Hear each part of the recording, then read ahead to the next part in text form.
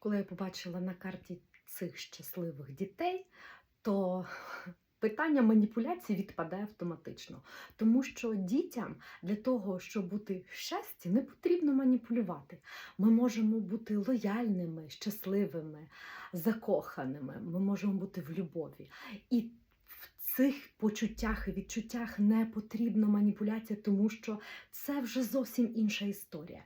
І тут лояльність як довіра сама собі відкриває двері у Всесвіт, відкриває двері в щастя. І діти знають, що маніпуляції, вони не потрібні, тому що щастя – це коли ти віддаєш, а не отримуєш і не просиш, і не вимагаєш. Тому що щастя приходить на твоє щастя.